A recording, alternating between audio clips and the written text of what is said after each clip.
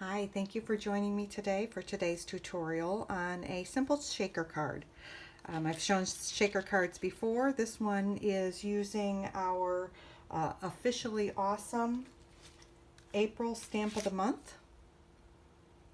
Has a lot of cute little icons on there. Fish, fishbowl, just keep swimming, thank you very much, you are officially awesome. All sorts of wonderful icons on there.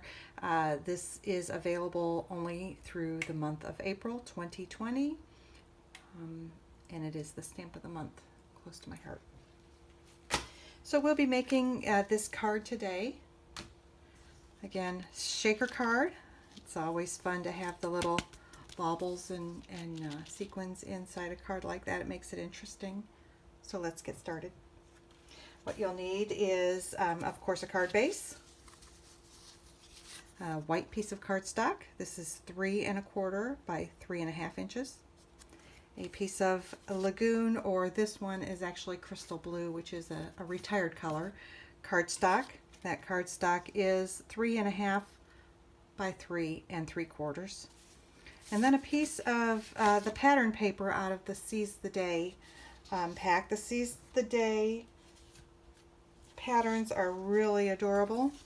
Here's a sample of some of them. We have a anchor on a coral kind of color, and Olive Close to My Heart's cardstock is double-sided, as you recall.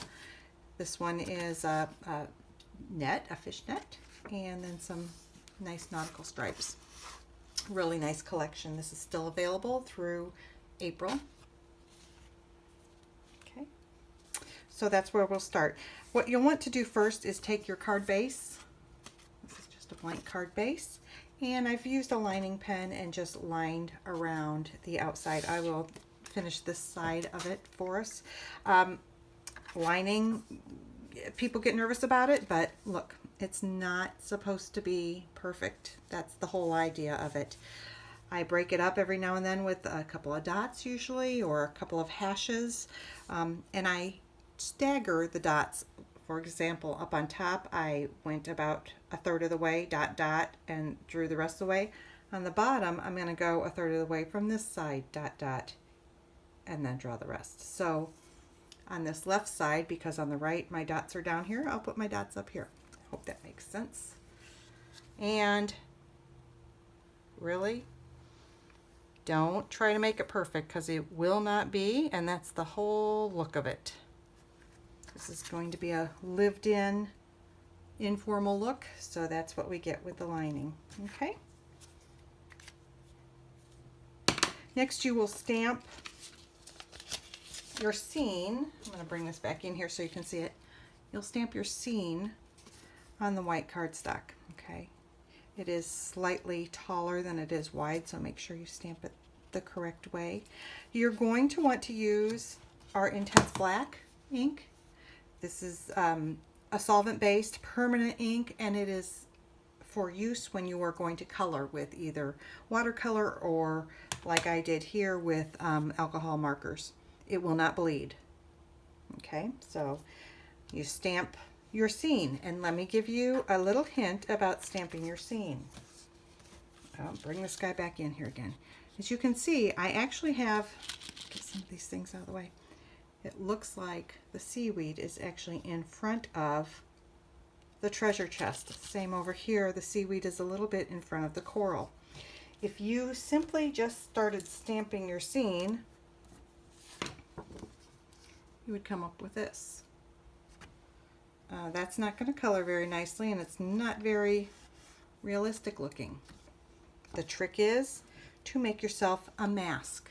Okay, this is a garbage piece of paper. I stamped the seaweed on the paper, and then I cut it out.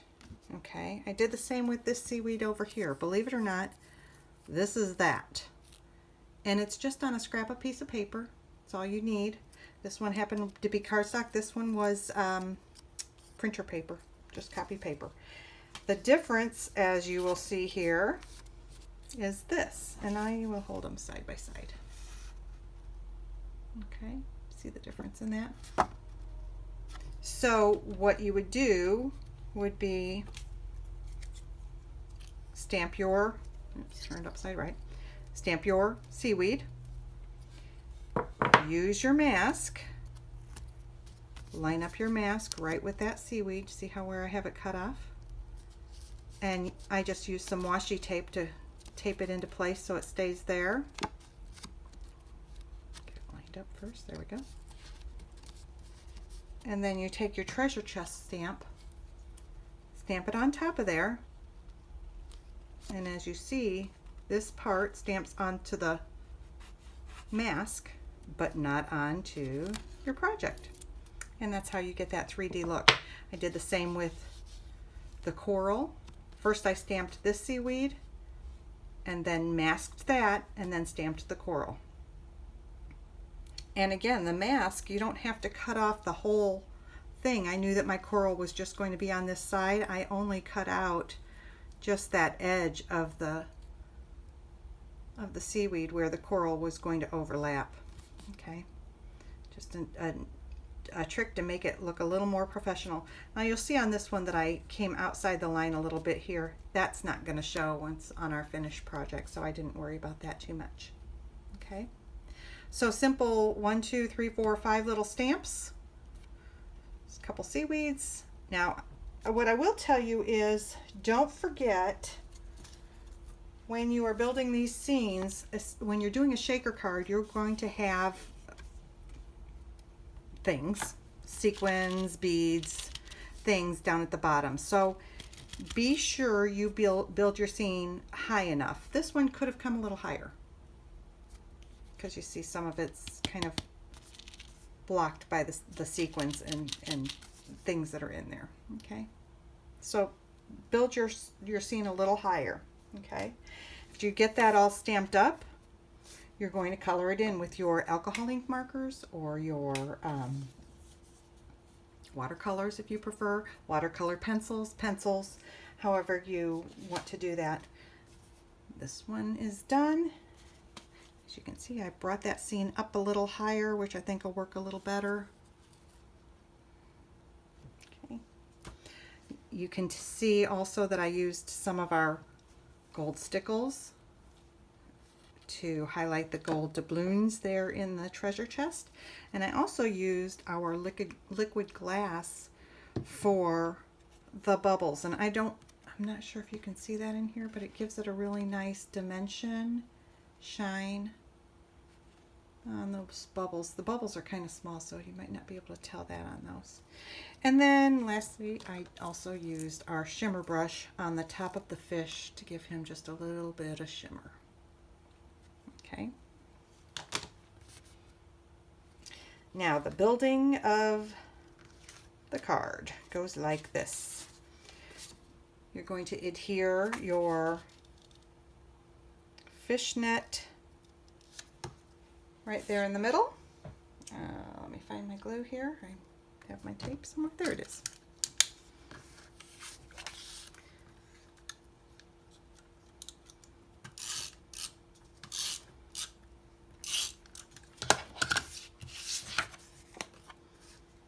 Stick that down right in the middle of your card.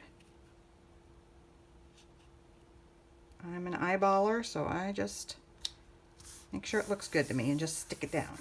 Okay. This will go here and here. I'm going to bring the inspiration back in here so you can take a look at it while we're building.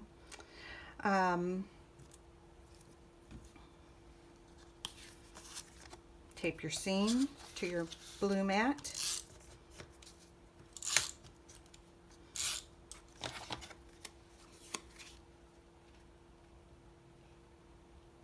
Again, just eyeballing it. And then your blue mat to your card.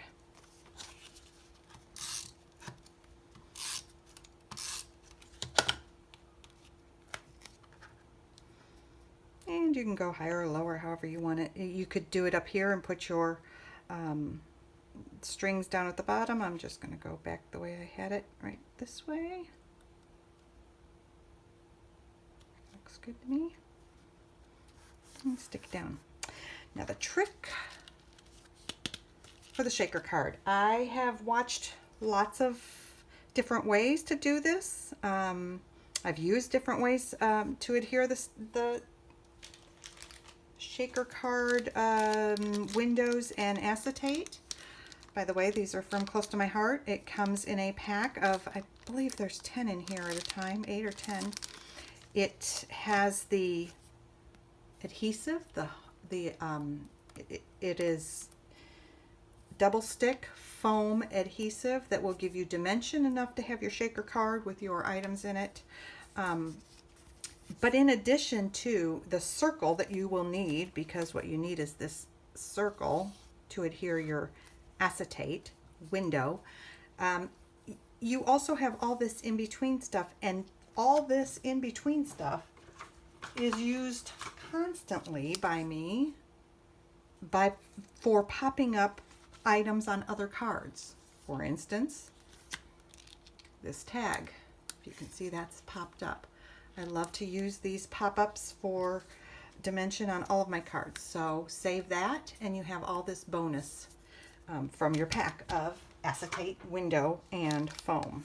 Okay, so you will take one of those out, and here's the window. The window actually has a film on it on one side. So the trick to get that started is just kind of roll the edges like that with your thumb, and you will find the film on there. Okay, here's what I do. You can just take this ring off and stick it on there and stick your acetate on, but a lot of times your ring is then it gets misshapen because it's sticky and you're trying to place it, and it gets misshapen and it sticks out over your acetate window. And the best way I've found is to first kind of go around your ring like this, just to kind of separate the foam pieces from each other, because they do stick to each other. They are sticky. The process, you know, of manufacturing makes them all stuck together. So I do that. I also kind of peel it from behind and just kind of try to separate the ring from the inners like that, and then just put it back down so that it maintains its shape. Okay, then I'm going to take off the covering of just the ring like so. So I have sticky here, sticky on this side, but it's still got a protective layer on it, and then all of my in-between still has its protective layer on it, but my ring is still nice and round, not misshapen. Okay, I'm gonna take my window and take the film off, throw that away, and place the film on top of, and I'm going to try to do this without getting my head in the video, on top of the foam, lining up the edges. That was pretty good considering I was so far away from it. So now we have the foam window on top of the sticky foam ring, and the inside bonus still stuck in there. So now we need to get everything apart. We're going to peel off the back of just the ring. See how that happened? And then you're just going to peel the ring off of there. Like I said, and this one's a little stuck, so you just work it out a little bit like this. I've tried many different ways. This one so far has been my favorite. And you can see how sticky that is. I'm really stuck on there. Okay, so my ring is nice and round. I'm going to use our rosin bag. This helps this is an anti-static bag. Sorry I used the word rosin because softball. Same thing though, a rosin bag, an anti-static pouch. This is going to stop your sequins from being stuck to the front of this all the time. Okay, Now, sometimes it leaves a little bit of a film on there, but once you get your sequins in there, it will dissipate, okay? Speaking of sequins, before we do that, we need to add our sequins to our card. I have just it's amazing how little it really takes. I have kind of a variety here, some gold sequins, some of our new, these are brand new, Silver Star confetti. I threw just a pinch of those in there. And then I had these random little beads that I thought would kind of look like sand or the rocks or things that go at the bottom of a fish tank. So just a pinch. And I'm going to put those down here. See, I'm not even sure I need all those, so I might just use this. Try to get them all in a single layer, because although we do have some dimension on this, it's not that tall. So I try to put everything in as a single layer as I can. I put them towards the middle because your adhesive is going to go here around the edge, so you don't want those to get in the way of that. That looks pretty good. I don't think I'm going to put the rest of those in there. I think that's pretty good. And center, again, I'm going to probably have my head in this video, sorry. Center your window right over your circle. Now, I should mention that this stamp set was not made to fit our thin cuts, which is what I'm using here, our shaker window thin cuts. It just happens to be kind of close. Okay, so it'll be a little big. On this one, you can kind of see the top of here is cut off a little bit, and the shaker window is just a little larger. So I like to line up the bottom and let the top be a little off, I guess. I want that base to show. And that looks pretty good to me, so I'm going to stick it. There we go. And then just rub it down a little bit. Make sure it's stuck really good, or else those little pieces are going to come flying out. Okay. And there's your little shaker card. Isn't he cute? And then this top ring is from our thin cuts. It's a shaker card window thin cut and confetti cut. Comes a set with, this is the outer ring when you run it through your die system. And then also a couple of confetti options, hearts, some stars, and this is an outer ring that would fit the base.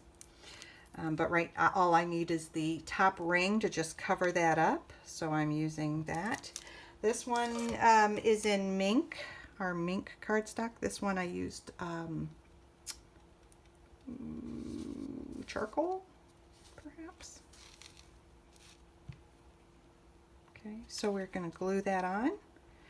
You can use whatever glue of your choice. Liquid glue works really well because of this slick surface. It adheres it really well. So I'm not going to waste your time and let you see that. I will show you how I finished it off. I took a length of our mink twine. I think this ended up like about 5.5 inches, I think. Yeah, 5.5 inches. And I just kind of looped it like so. Got it to how I liked it. I glue it down on one spot, pick the other spot, glue it to where I like it. And then the seashell sequins, these are sticky back.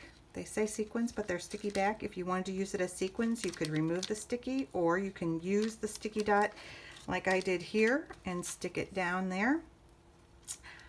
I'm going to give you a little trick about these knots on here. These aren't tied onto here, and this is not tied onto there. Oh, that, by the way.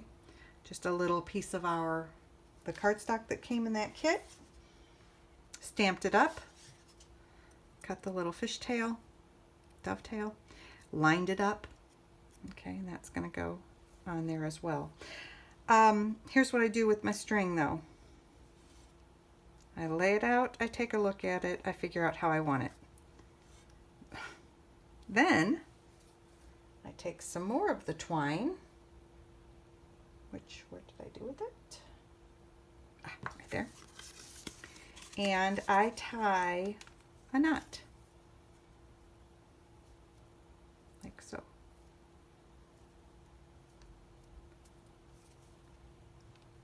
Then I cut off that knot.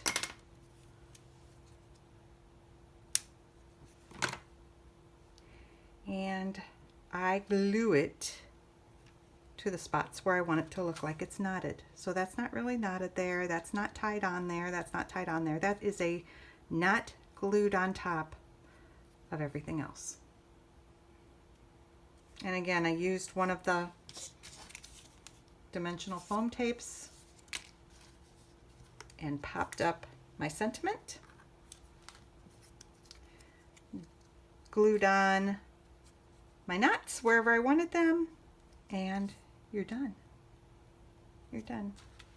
One other little trick about the twine or the knots, you can see on this one, I kind of wanted it to look frayed and like it's been in the ocean for a while and stuff.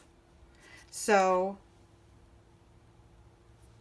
I just untwisted this as much as I could with my hands, which does actually ends up coming up pretty good. And then the other ones, you just take tweezers or the tips of your scissors and just kind of fray it out like that. You have a nice fray knot. Goes right there. Isn't that cute? Thank you for joining me today. I'm glad you could be here. I hope you will try out this cute little card. Again, this stamp set goes away at the end of April, so we have a little bit more time until it goes away, and then it's gone. But it's the officially awesome stamp of the month for April. And you can find that at scrapmyheart.ctmh.com. Thanks a lot. Have a great day. Bye-bye.